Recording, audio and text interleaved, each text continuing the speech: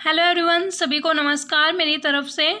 और आज हम करने जा रहे हैं चैप्टर नंबर 13। इससे पहले के चैप्टर्स हमने कर लिए हैं, आपको प्लेलिस्ट में मिल जाएंगे। सबसे पहले आपने क्या करना होगा, चैनल को सब्सक्राइब करना होगा, फिर आपको प्लेलिस्ट मिलेगी। प्लेलिस्ट में जाके आप चेक कर सकते हो, ठीक है। जिसने पास होना है वो जो मैं करवा रही हूँ यही क्वेश्चन कर लो, आप आराम से पास हो जाओगे, ठीक है। चलो स्टार्ट करते हैं। इंटरनेशनल फाइनेंशियल इंस्टीट्यूशन, और ये क्वेश्चन वो क्वेश्चंस हैं जो कि प्रीवियस क्वेश्चन पेपर्स में आए हैं, ठीक है। मैंने 5 सालों के क्वेश्चन पेपर उठाए, उनमें से देखे कौन कौन से इंपॉर्टेंट क्वेश्चन बनते हैं, तो मैं वो करवा रही हूँ आपको, ओके। जो मैं करवा रही हूँ आप ये भी कर लोगे तो आराम से पास हो जाओगे। चलो स्टार्ट करते हैं अपने चैप्टर को।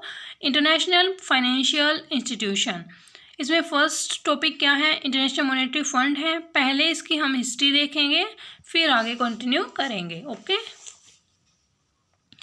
The IMF, the International Monetary Fund, is an international organization that helps countries to manage their economy and finance. इसमें बताएगा जो IMF है ये एक इंटरनेशनल ऑर्गेनाइजेशन है जो हेल्प करता है कंट्रीज़ को उनकी इकोनॉमिक और उनके फाइनेंस को मैनेज करने में। 1944 में the IMF was created as a part of Bretton Woods. मैंने जो IBO 6 की वीडियो है ना, ठीक है, तो उसमें आप जाके देखना ब्रिटेन वुड्स होता क्या है, मैंने बताया हुआ है, ठीक है। चलो देखते हैं ये क्या है। द IMF वॉज क्रिएटेड, जो IMF है वो क्रिएट किया गया था एक ब्रिटेन वुड्स सिस्टम का एक पार्ट की तरह है, जो कि हेल्प करता है कंट्री को जब हमारा सेकेंड वर्ल्ड वॉर हुआ था उसके बाद, ठीक है। 1945 में ऑफिशियली ये स्टार्ट कर दिया गया था और उसमें 29 कंट्रीज शामिल की गई थी। चलो ये हमारी हिस्ट्री थी, अब हम यहाँ से पढ़ेंगे, ठीक है।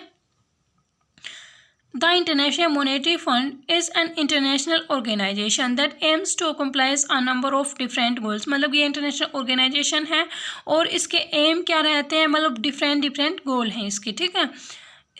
These include reducing global poverty, encouraging international trade and promoting financial stability and economic growth.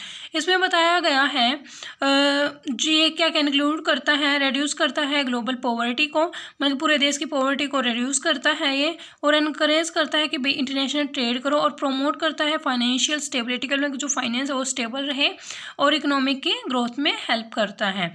The organization was created in 1945, मतलब 45 में ऑफिशियली स्टार्ट किया गया था। जब इसमें कितनी कंट्रियाँ थी, इसमें कंट्रियाँ थी 29 कंट्री इंक्लूड की गई थी, और ये इसका जो बेस है वो कहाँ था, वाशिंगटन DC में। अब कितनी कंट्रियाँ हैं, अब इसमें ना 190 मेंबर कंट्रीज़ हैं, ठीक है। Each of which is represented on the group board, और सारी के सारी एक ग्रुप बोर्ड में रिप्रेजेंट की जाती हैं। This representation is based on how important is financial position in the world, और जो ये रिप्रेजेंटेशन ये दिखाती है कि आपकी पोजीशन क्या है देश में, ठीक है, कि आपकी फाइनेंशियल पोजीशन है देश में। More powerful countries have a greater voice, जो मोर पावरफुल कंट्रीज होती हैं उनकी ग्रेटर वॉइस होती है ऑर्गेनाइजेशन में। Then nation which are weaker, जो वीकर नेशन है उनसे ज़्यादा जो पावरफुल कंट्री होगी उन्हीं की वॉइस मानी जाती है, ठीक है। तो ये था हमारा IMF। दोबारा देखते हैं क्या होता है। इसमें इंक्लूड किया जाता है ग्लोबल पॉवर्टी को, मतलब कि जो पॉवर्टी उसको रिड्यूस करना, इंटरनेशनल जो ट्रेड है उसको बढ़ावा देना, जो प्रमोट करना फाइनेंशियल एबिलिटी, फाइनेंशियल स्टेबिलिटी को, ओके। और जो ज़्यादा कंट्री जो ज़्यादा पावरफुल होगी कंट्रीज तो वो ऊपर रहेगी, ठीक है। अब इसमें ऑब्जेक्टिव क्या है, ऑब्जेक्टिव और जो फंक्शंस है ना वो थोड़े थोड़े सेम ही होते हैं, ओके। चलो देखते हैं ऑब्जेक्टिव क्या है। Promote international corporation among members countries on international monetary issue. इसमें बताया गया ये प्रमोट करता है इंटरनेशनल कॉर्पोरेशंस को मेंबर्स में, मतलब जो मेंबर कंट्रीज हैं उनमें जो मॉनेटरी इशू होते हैं, ठीक है। दोबारा देखो इसमें क्या बताया गया है, जो भी मॉनेटरी इशू होते हैं उनको प्रमोट करता है कि भाई अच्छे बनाओ, अपने जो इंटरनेशनल मॉनेटरी इशू हैं उसको अच्छे बनाओ, ठीक है, मतलब एक दूसरे के साथ, ठीक है। To promote balance growth of international trade and production capacity of economies. इसमें बताया गया जो बैलेंस बनाना है ग्रोथ ऑफ इंटरनेशनल ट्रेड में, ये नहीं है कि भाई हम एक्सपोर्ट ज़्यादा कर रहे हैं इंपोर्ट कम कर रहे हैं, या हम इंपोर्ट ज़्यादा कर एक्सपोर्ट कम कर रहे हैं, तो जो बैलेंस ऑफ पेमेंट है वो हमारा बैलेंस नहीं रहेगा, ठीक है, डिसमैच हो जाएगा। Next third point is to promote exchange stability and control depreciation of currency. इसमें बताया गया है कि जो हम एक्सचेंज स्टेबिलिटी है वो भी हमें मेंटेन रखनी चाहिए, प्रमोट करनी चाहिए, और कंट्रोल करना चाहिए डेप्रिसिएशन ऑफ करेंसी में, जो हमारी करेंसी है वो नीचे ना जाए, ठीक है। हमें इतने सस्ते प्रोडक्ट्स को नहीं बेचना चाहिए और ना ही हमें इतना ज़्यादा इम्पोर्ट करना चाहिए, ठीक है, उसको स्टेबल रखना चाहिए। To promote multilateral system of payment and transfer, और हमें मल्टीलेटरल सिस्टम रखना चाहिए, ये नहीं कि भाई दो कंट्रीज़ के बीच में करें, मतलब जितनी भी कंट्रीज़ हैं हमारी उनमें सभी में हमें इंटरनेशनल ट्रेड करना चाहिए, ठीक है, उसमें भी इंपोर्ट उसको भी ये प्रमोट करता है।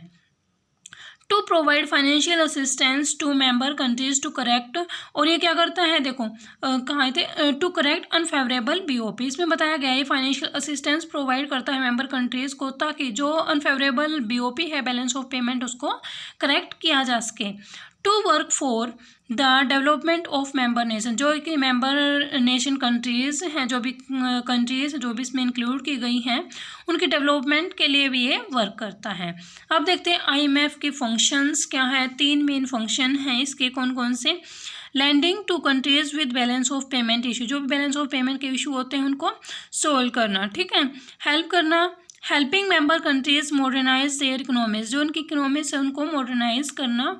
मॉनिटर करना मेंबर कंट्री की इकोनॉमीज को, ठीक है, मतलब कि मॉनिटर का मतलब होता है चेक करना, ओके।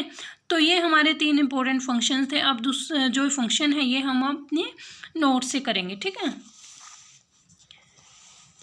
देखो इसमें function of IMF, provide financial assistance, ये मतलब फाइनेंशियल असिस्टेंट प्रोवाइड करता है ताकि कुछ भी डिफिकल्टी हो तो वो सोल्व कर दे उनको, ठीक है। Lands money to countries facing economic difficulty, ये उधार दे देता है पैसे उन कंट्रीज़ को जिनको डिफिकल्टीज होती है, जिनकी इकोनॉमिक कंडीशंस मतलब अच्छी नहीं है, ठीक है, मतलब कुछ डिफिकल्टी फेस हो रही है उनको, ठीक है। नेक्स्ट पॉइंट क्या है इसमें, एक्सचेंज रेट स्टेबिलिटी, जो एक्सचेंज रेट स्टेबिलिटी है उसको भी मेंटेन करने में हेल्प करता है। Support economic research and analysis, conduct research to improve economic policy, यह क्या करता है कि जो भी इम्प्रूव करता है इकोनॉमिक पॉलिसी को, जो भी रिसर्च कर रहे हैं मतलब कुछ भी कर रहे हैं तो वो उसमें हेल्प करता है, जो पॉलिसी बनाई है उनको भी इम्प्रूव करने में हेल्प करता है। एनकरेज प्राइवेट सेक्टर डेवलपमेंट, जो प्राइवेट सेक्टर की डेवलपमेंट उसमें भी हेल्प करता है। हेल्प्स बिल्ड इंस्टीट्यूशंस, अगर कोई भी वही इंस्टीट्यूशन खोलना चाहता है अपना तो उसको भी पैसे उधार दे देता है, ओके। सपोर्ट फाइनेंशियल सेक्टर, ये फाइनेंशियल सेक्टर की डेवलपमेंट में भी हेल्प करता है। नेक्स्ट है इसमें provide loans to the countries when other sources are unavailable, मतलब भाई अगर उसको कहीं से भी पैसे नहीं मिले तो लास्ट ऑप्शन होता है उसके पास आईएमएफ। सपोर्ट करता है इकोनॉमिक स्टेबिलिटी को, रिड्यूस करता है पॉवर्टी को। और नेक्स्ट है इसमें सर्विलेंस, सर्विलेंस का मतलब क्या होता है, मॉनिटर करना, ठीक है, मैं पहले ही बताया था जो कि इंपॉर्टेंट फंक्शंस थे। मॉनिटरिंग मेंबर कंट्रीज इकोनॉमीज, ये थर्ड फंक्शन था, ये करवाया था मैंने, वही इसमें बताया गया है। मॉनिटर करता है कंट्रीज की इकोनॉमिक पॉलिसी को और उनकी परफॉर्मेंस को। तो ये हमारा आईएमएफ कंप्लीट होता है। नेक्स्ट टॉपिक है इसमें वर्ल्ड बैंक का, वो देखेंगे हम नेक्स्ट वीडियो में। So thank you guys for watching this video and subscribe the channel, like the videos, share the videos.